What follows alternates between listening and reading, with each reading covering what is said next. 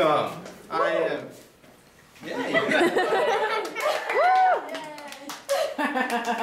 Welcome back. This is Minute to Win It, Kids Edition. Today we have two teams going head to head, girls versus boys. Girls representing all the girls of America. And the boys representing all the boys of America.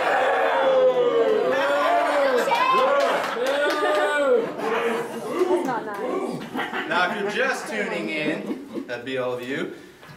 Let me bring you up to speed. They are competing for a gift card to Sonic's, the best hot dog, milkshake, hamburger, slushy place in the world to go.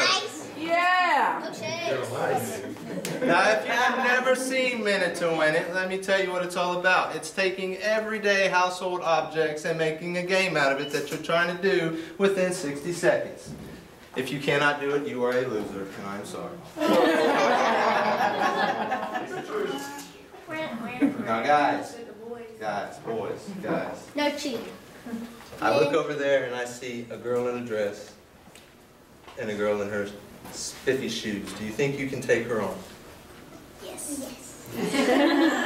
Ladies, did you hear that? Are you going to let them beat you? No. All right, let's take a look at the blueprint for the very first game. This blows. The sound of a rapidly deflating balloon is amusing and rather embarrassing. In this challenge, the contestant must blow up a balloon and then use its escaping air to knock down plastic cups.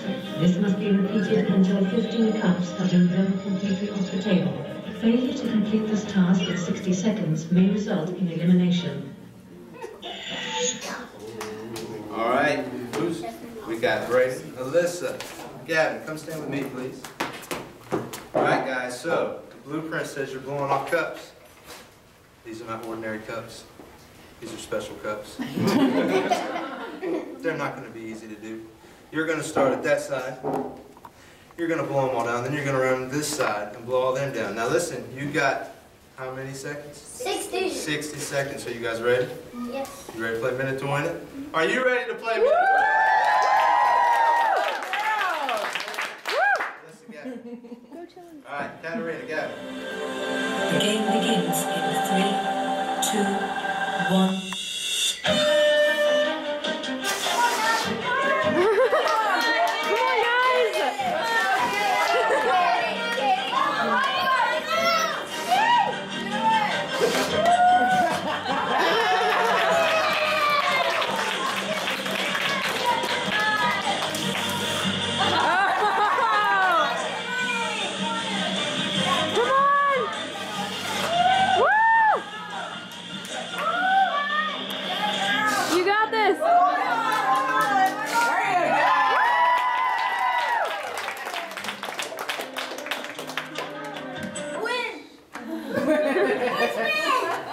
That's right. Come on.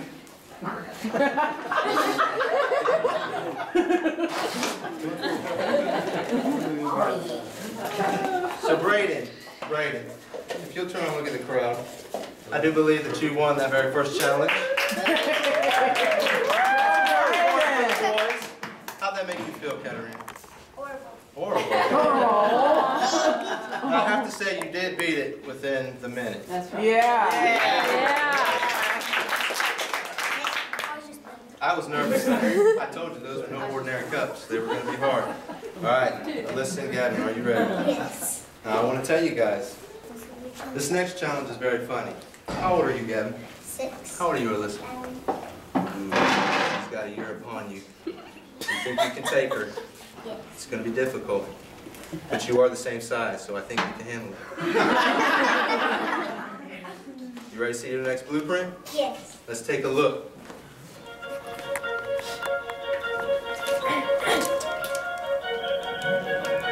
Elephant March. In this challenge, 8 unopened bottles are placed in parallel rows 8 feet apart. The contestant must wear a standard pair of pantyhose over the head with a baseball placed inside the end of one leg. Keeping one foot on each side of the center line, the contestant must swing their trunk back and forth using its momentum to knock down all 8 bottles. Failure to complete this task in 60 seconds may result in elimination. All right. So, you guys who are about to get suited up, you're cheating already. Stand right there. Now you're going to be walking down the middle of these. And you're going to have to one by one, like an elephant, and I'm going to show you and look like an idiot for everybody. Look at me. I'm going like this.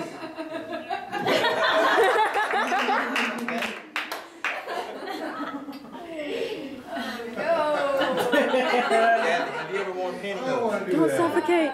No. I don't think Mr. Chris has ever put pantyhose on either.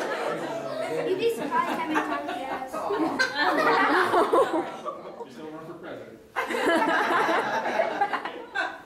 Alright, you're going to be in this aisle. Now listen, guys. Make sure you hit all 8 of your water bottles over side to side. Are you ready?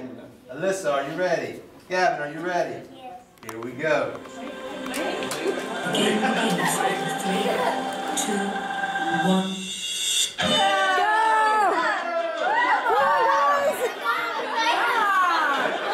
You did it the first time. Come on, knock it over. Come on, put your neck into it. Come on.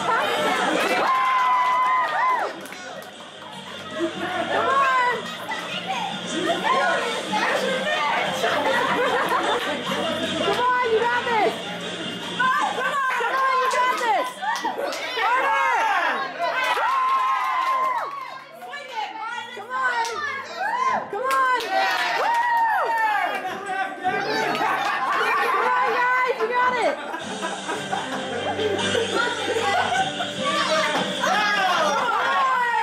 Boom!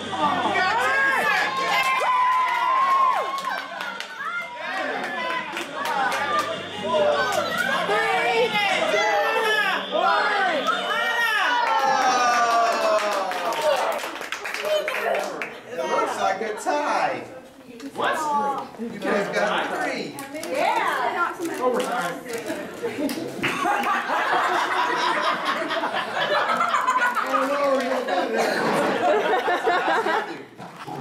That was a good job. Miss Alyssa, good job. That means 1 point. That means you both tied. So boys get 2 and then girls get 1. We shall see. That was very good, though. You guys did a great job. Rock, paper, scissors. Oh, there's no rock, paper, scissors a minute to win it? All right. It all comes down to this last challenge for your Sonic gift card for the yumminess. Gavin, do you have anything to say to your partner before he goes? Milkshakes. Listen, you have anything to say? Nothing? No encouragement? You can do it, girl. Okay, Kitty. It's all on your shoulders. So 2 against 1. Are you ready? Let's take a look at your blueprint for this next challenge. Paper Dragon. In this challenge, the contestant will recreate the rhythmic gymnastic Olympic event using party streamers. Swinging their arms in a rapid and continuous windmill motion, the player must completely unwind a pair of streamer rolls. If a streamer is torn in half, the player may pick it up and continue. Failure to complete this task in 60 seconds may result in elimination.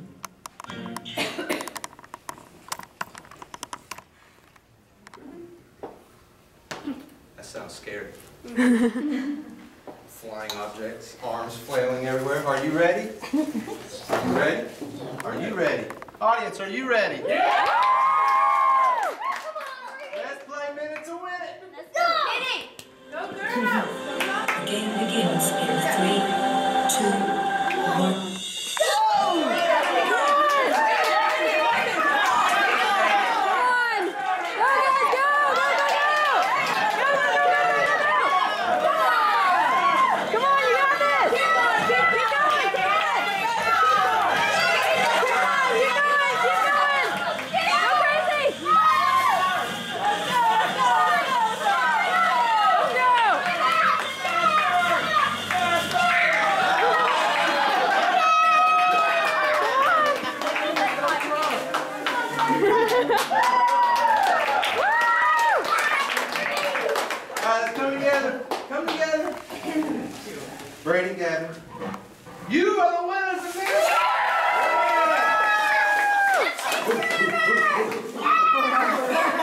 And you both get a gift card to Sonics. Yeah! Milkshakes! Valerie and Alyssa, we don't want you to walk away empty-handed, so you both get some Pop Rocks because you guys rocked the challenge.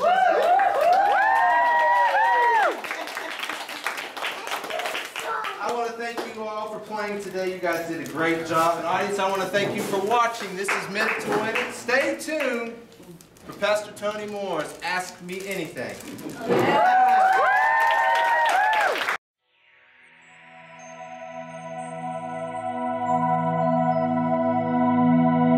How sweet are your words to my taste, sweeter than honey to my mouth. I gain understanding from your precepts. Therefore, I hate every wrong path. Your word is a lamp to my feet and a light for my path. Now let me ask you a question. Do you think we might have got some interesting questions from the kids? Do you just, suspect maybe? Let's see what the first question is. What is the first question was from Justin, I'm a person. Whoever Justin, I'm a person is. If I could ask my pastor anything about God or the Bible, I would ask, is God a shapeshifter? Is he everything? Okay, what's the next question? Let's move on. Question number 2. What does God look like? Number 3. What did God look like? We must have a conversation. That's from Rebecca. What's the next one? Oh, somebody already answered the question. That's what God looks like. That's what God looks like. Okay. All right. Okay, let's stop there for a minute. My brain's already starting to hurt. Is God a shapeshifter? And what does God look like? What did God look like? Okay, how many adults have ever wondered this question? How many adults have ever wondered, is God a shapeshifter? I knew it. Okay, so a shapeshifter, is there anybody here that would like to explain to us older people what a shapeshifter is? Jacob. Tim? It's like Terminator 2, that guy who changed shape and forms and drilling one, but God's not like that. Okay, he's going to explain it and answer the question. Okay, so it's like a thing that changes shapes. That would make sense. Shapeshifter. Something that changes like from, it could be a lion one minute and a bird the next minute and something else the next minute. So it's in a game, right? It's in the movie Terminator. Yeah. And it's in... Wait, what? I didn't say that. And, okay. And Twilight. And it's in some video games. Okay. Are there some video games where you can actually be a shapeshifter? You get that one. Okay, so is God a shapeshifter? No.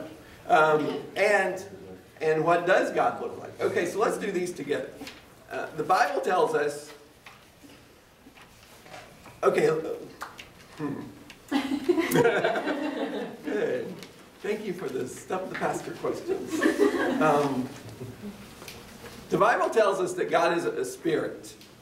Okay, so let's think about that. If God is a spirit who is everywhere all the time, even right now, you can't see him, but he's here with us, right? We know that God is with us. He's everywhere. One of the things about God that the Bible teaches us is that you can't go anywhere and get away from him because he's always there. In fact, the psalmist David was the one who wrote the Psalms in the Old Testament, or he wrote some of them. And in Psalm 139, it says, "Where can I go from your presence? If I go to the highest hill, you're there. If I go in the deepest valley, you're there. If I go to heaven, you're there. If I descend to the pit, you're still there. Everywhere I go, your spirit stays with me. I can't hide from you. Even if I'm in the dark, you can still see me." It's what Psalm, go home and read that, Psalm 139. It says that he's everywhere. So you can't see him, so to say, what does God look like? He looks like that because he's everywhere, right? But that doesn't mean he's in everything. Like, you know, he's not in the wood, he's not in the tree, he's not in the chair, but he's everywhere. So he doesn't take the form of other things. However, there's something else that the Bible teaches us about God's appearance. Jesus said this when Jesus came to earth. He said, if you've seen me, you've seen the Father. Now, that doesn't mean that that's because they look alike. But what Jesus was saying when he says, if you've seen me, you've seen the Father, he was saying, if you see how I act, you see my behavior, you hear my words, you see my attitude toward people. When you see how I act toward people, when you see how I do things and how my mind works, you see how all that, when you see that in me, then you know that's how the Father is. You know that that's how our Heavenly Father is. So when we read the stories of Jesus, we know that that's describing God. Okay? Does that make sense? That when we read about Jesus, what he did, then that's describing how God is. But there's one other thing about what God looks like that I think is probably important, and that's way early in the Bible, in Genesis, the very first chapter. Do you know where to find Genesis in the Bible? Anybody? You know where? Where? At the front is the very first book. That's right. Okay. So in Genesis chapter 1, I think it's verse 27, it's the story of creation. God created the earth, the heavens and the earth. God created the stars and the sun. God created the animals and the trees and the plants. And then it says that on the sixth day, that God said, let's make man in our own image. And in the image of God, he created them, male and female, he created them. So God created, in the garden, Adam and Eve. And it says that he created them in his image. So we know when we look at people that we can see an image of God. Does that make sense at all? No. Okay, so Isaac, when I look at you, I can see God.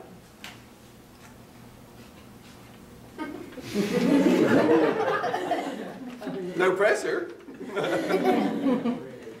When I look at your smile, I can see God. When I see you, and you know why that is? Since God is a spirit, he doesn't possess a body like we do because he's everywhere. But this is how, you know, the Bible does talk about God's hand and about God's face, the eyes of God, his feet. The Bible describes God with those kind of body parts like we have. So this is God says, I want you to, now, we all look different, right? All of us are different. None of us are the same. No, thank goodness. No two of us are alike. We're all different. So if we're created in God's image, then how can we all be different? Wouldn't we all look the same if we're created in God's image, if that's what it means? But what it really means is that, Kitty, when I look at you, I see a part of God. You have a part of God in you that I can see. I can see it in your attitude. I can see it in the way you treat people. I can see it in the love that you have for other people. And you love people in a different way than Angel does. Angel loves people in a completely different way. When I hear her sing or when I hear her words toward people, I can see God working through her. Chandler, when I look at you, I can see God in you. Every person who's here, when I look at you, I can see an aspect of God that is different from anything anybody else possesses. In some ways, you are completely, uniquely an image of God. So if you ask the question, what does God look like? There's not a picture anywhere that you can see that will show you. Because nobody knows exactly what we're going to see when we see him. What we do know is that we can see a part of him in the way we treat people, in the way we live our lives. God is living through us. He's loving people through us, so we can see him. Okay? Does that make sense? Okay, good. Let's move to the next question. What's next?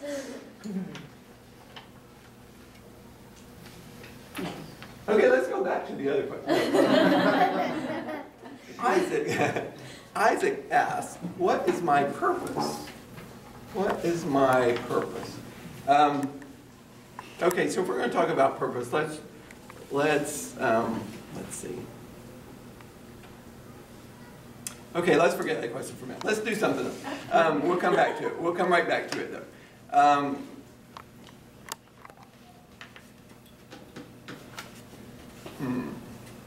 What's your favorite car? Do you have a favorite car? No? None? You like to walk?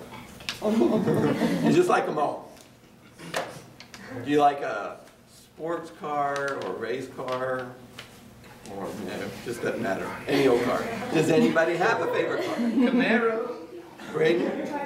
A Charger? You like the Charger? Does anybody else have a Punch bug. a punch bug? Yeah. The old one or the new one? The old one. Okay, well, a Charger and a punch bug are two completely different cars, right? They're not the same. There's not too much about them that are similar, but they're both cars. So who decided that a Charger would be a Charger and a punch bug would be a punch bug? Who made that decision? Anybody know who? People. What kind of people? No. What? Mechanics. Mechanics. No, probably not mechanics.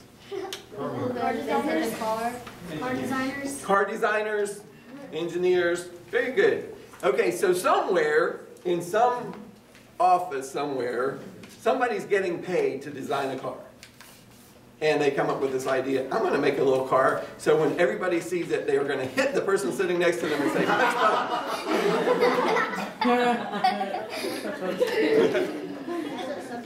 And somebody else said, I'm going to design a car that will actually get you down the road. Like from 0 to 60 in half a second, or whatever. They're very different.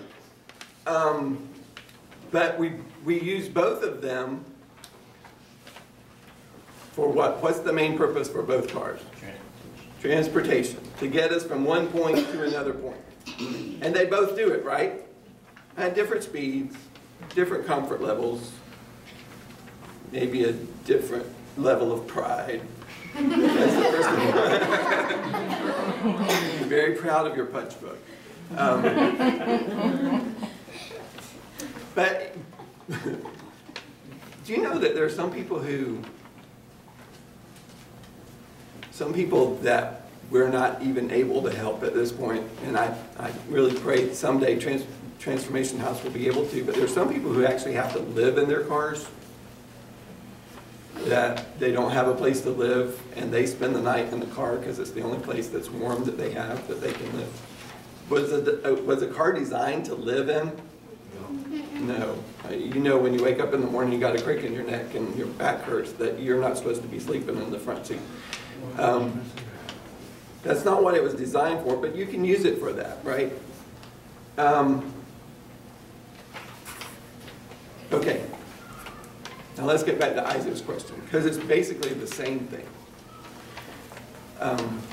Somebody designed you before you were ever born. And in fact, that same chapter in Psalm 139, when you read it about not being able to get away from God's presence, at the end of that verse, it also talks about how before you were ever born, that God created you with a purpose, that He had something in mind special for you. And He has a plan. So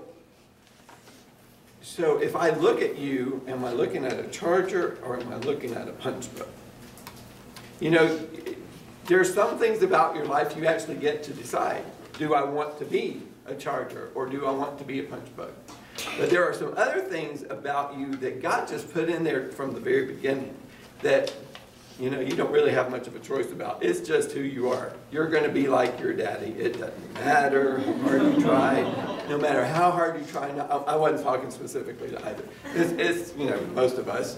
You know, we're going to be like one of our parents. As hard as we try not to, as many times as we say, I'm never going to do what he did or what she did. one day you're going to hear that word coming out of your mouth, and you're going to hear your parents' voice, and you're going to say, where did that come from? Because it's just there. It's in you. It's created in you.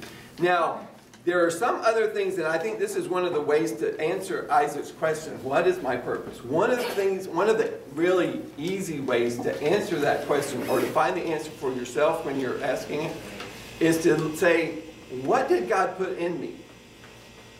What did He design for me to do? What was God's purpose before I was born? What did He see me doing? And you know, He doesn't always tell us. You know, it's not always handed to you. It doesn't come with your birth certificate. You know, it doesn't say Isaac was born and in 20 years he's going to do this, and in 30 years he's going to do this. But there are some clues inside you, because there are some things you can say like, what do I enjoy doing? What's something that I really like to do? And you know, over the years, you might not have gotten there yet, but within a few years, you're going to come to a point where the things you like to do change from what you like to do now, maybe. There's some things that I really love to do. One of the things that I really love to do is teach. I love to teach. Now, when I was in first and second and third grade, I was the teacher's pet. Then I got in fourth grade, and I got this teacher. I don't think she had ever had a pet. I'm pretty sure her pets ran when she came, and I didn't like that. I didn't like being in her class. I didn't get good grades. I can't tell you a thing the woman ever said to me. And over the years, I decided, you know what, when I teach, I want to be one of those teachers like I had in the first, second, and third grade, where I actually learned something, and where I felt like I knew them, and I connected to them, and they liked me, and I liked them back, and it worked. And when I got in middle school, or it was junior high school at the time, I went to Easley Junior High School for a couple of years. Represent. And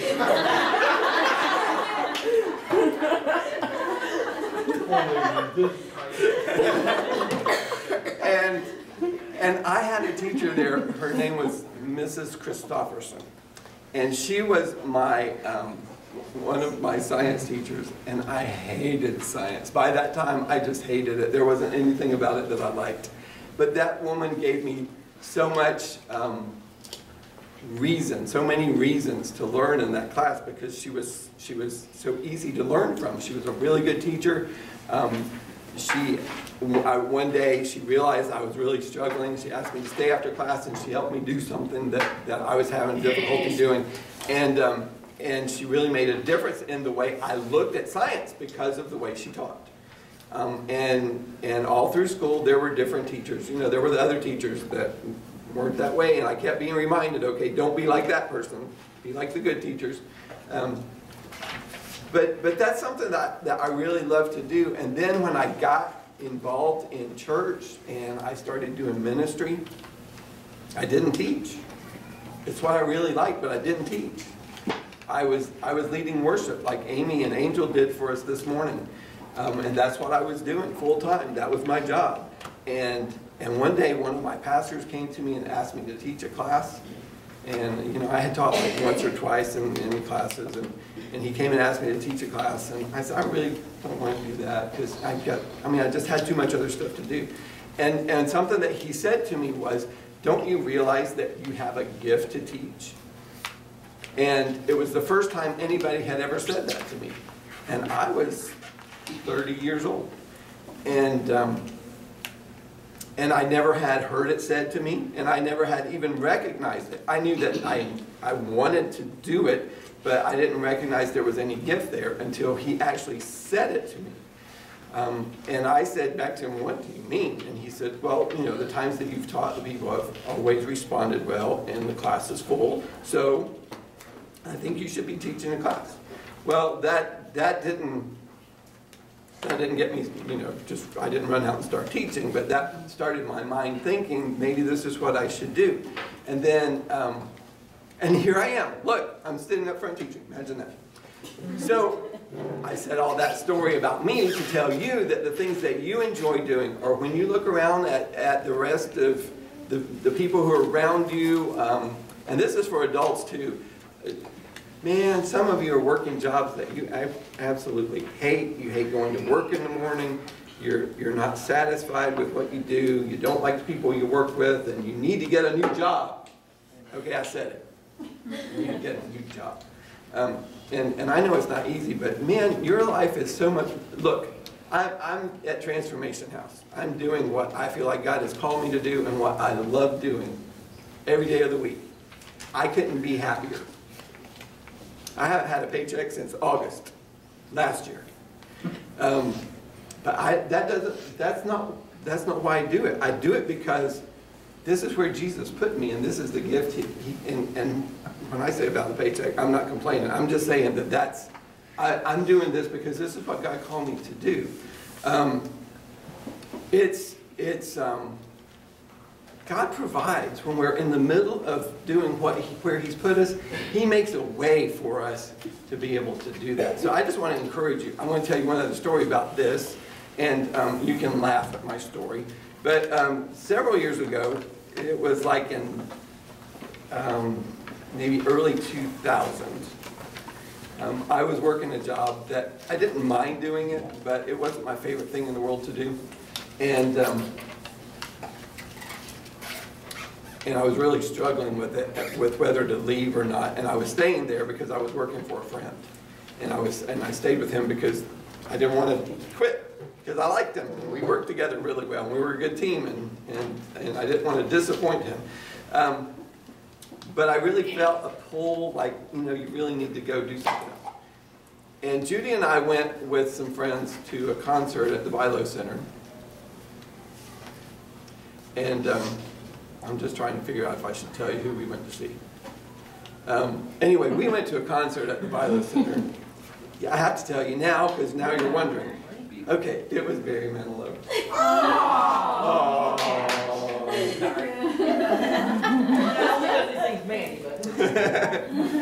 You came and you gave without taking. I know. Well,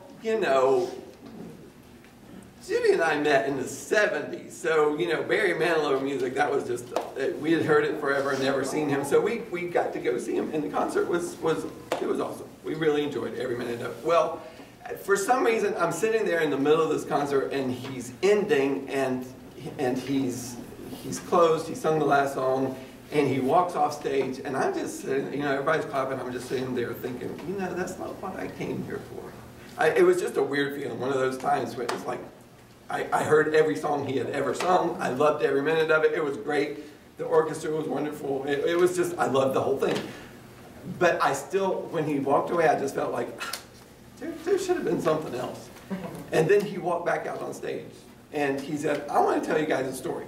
And he told a story about mentoring this young guy, this kid, into a music program. And his whole point that he gave to this kid, and that he related to us, was that that sometimes you just have to take a step that you're not sure about in order to get to the place where you're supposed to be in life. And when he said, however he said it, it wasn't like that, it was much better. But however he said it, when he said it, I just felt like that was it. That's why I came here. That's what I was supposed to hear. And I'm just going to say God used Barry Manilow. Whether Barry wanted him to or not, God spoke to me through Barry Manilow. And it was like the next week we were at a group in a home, and somebody asked me, they knew that I had been thinking about changing jobs, and somebody asked me how the job search was going, and I didn't have one because I wasn't really looking. And I said, well, I just decided to leave that up to God. If I'm supposed to have a new job, I'll let Him provide it. And the next day after that, on Monday morning, I got a call from a guy I hadn't seen in 2 years, and he said, we have a job opening, would you be interested in coming to work? And so I ended up being at that job for the next 7 years. Anyway, I think that God works things in our lives that lead us into a place where our purpose is fulfilled. Whatever our purpose is, whatever it is for you, and it's different for all of us. Whatever the purpose is, there are clues inside you based on the things that you enjoy doing, the things that help you help somebody else the most. Isaac, does that make sense to you? I'm asking because you asked the question. But probably for some of us adults, that's probably a good thing we need to be reminded of from time to time, that God really has a purpose for us. And if we're not headed in the direction of that purpose, we need to turn around. Right?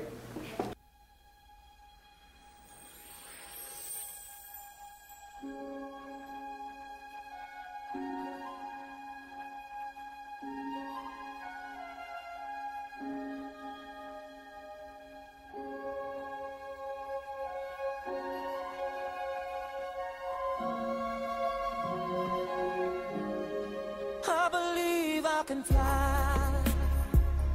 I believe I can touch the sky. I think about it every night and day. Spread my wings and fly away. I believe I can soar. I see me running through that open door. I believe Michael? What are you doing out here, son? It's after midnight. Couldn't sleep, Pops. Well, neither can we with all that noise you're making. Come on, let's go inside. Just one more shot? All right. Just one. Yeah. That's good. Shoot it again. Getting pretty good, son. Go ahead, shoot till you miss. You think if I get good enough, I can go to college? Hey. You get good enough, you can do anything you want to, Michael. I want to play at North Carolina. Now, that's a real fine school. Real fine school. You can get a first-class education there. I want to play on a championship team. Then I want to play in the NBA. All right, slow down, son. Don't you think you ought to get a little sleep first? And once I've done all that, Uh-huh. I want to play baseball, just like you, Dad. Baseball. Yeah, now that's a sport. And when you're finished with that, I suppose you're gonna fly, huh?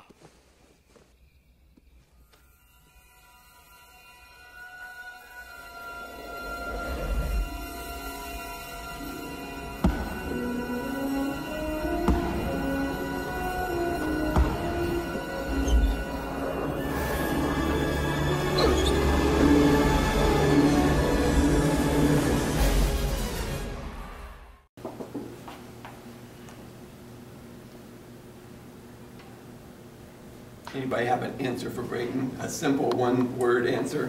Yes. Yes. Yes. Yes. Yes.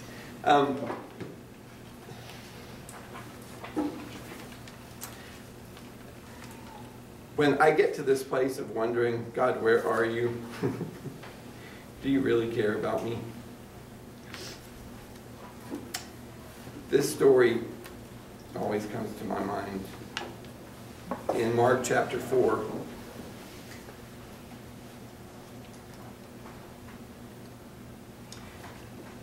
Mark chapter 4 verse 35 says, "That day when evening came, Jesus said to his disciples, 'Let's go over to the other side.' Leaving the crowd behind, they took him along just as he was in the boat. There were also other boats with him. A furious storm came up, and the waves broke over the boat so that it was nearly swamped. Jesus was in the stern, sleeping on a cushion. The disciples woke him and said to him, 'Teacher, don't you care if we drown?' He got up, rebuked the wind, and said to the waves, 'Quiet, be still.' Then the wind died down, and it was completely calm. And he said to his disciples, 'Why were you so afraid? Do you still have no faith?' And they were terrified and asked each other, 'Who is this that even the winds and the waves obey him?'"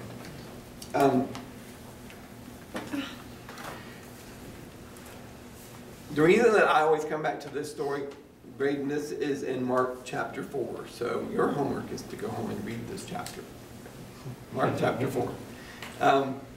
The reason I come back to this story is because usually the time when this question comes up in my mind, does God care about me, is when I'm in the middle of a storm.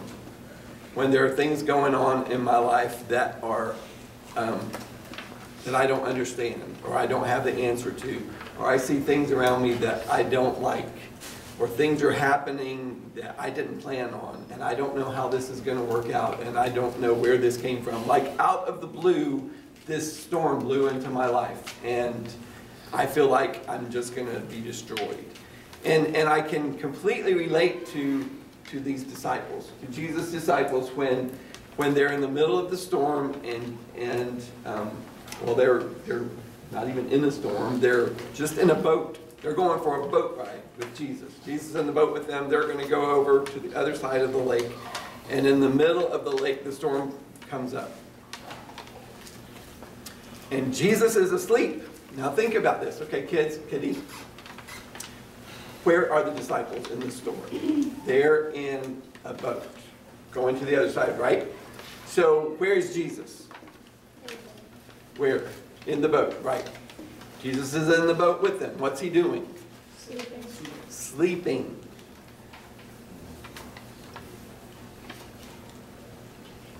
Sometimes I think that. I'm in the middle of a storm, my life is falling apart, and God is asleep. Where is he? Why is he not doing anything? Why is this storm so bad? And so I'm trying to do what the disciples did. I'm trying to wake God up. You know, God, are you awake? Are you paying attention? Do you know what's going on in my life? Do you know how hard this is? Why aren't you doing something? Why aren't you stopping this? Why? Where are you? And Jesus was there the whole time, right? He was there with them. So when they woke Jesus, he calmed the storm completely so that it was completely peaceful for them, I think, to make a point. Now, on the other hand, this is what I believe. We don't know this because it didn't happen, but this is what I believe. I believe that if the disciples hadn't woke Jesus, if they just let him sleep, they would have still got to the other side.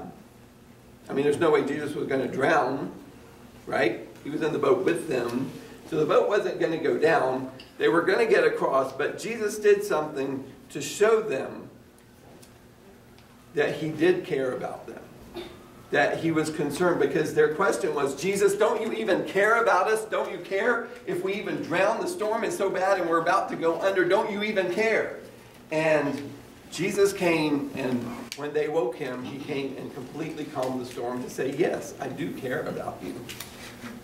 I care about you in the middle of the storm. I care about you so much that I'm in the boat with you.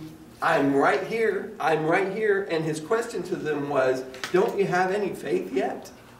Don't you have any faith yet? I'm here with you. Where is your faith? You said, Jesus, come, be the Lord of my life. I want to serve you. I want to live with you. I want to be part of your life. I want to follow you. And yet, even in following me, you doubt me. You don't believe that I care.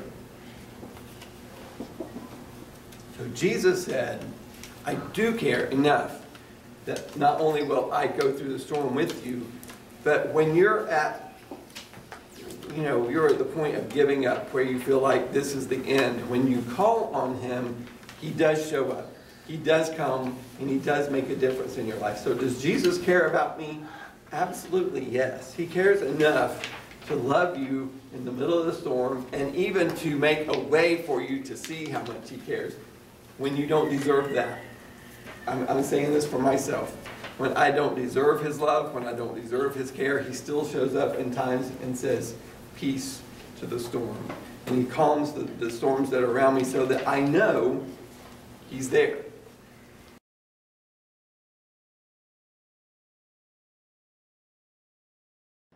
When the Bible talks about giving, is it just talking about money, or is it also talking about my time and the way I serve my community?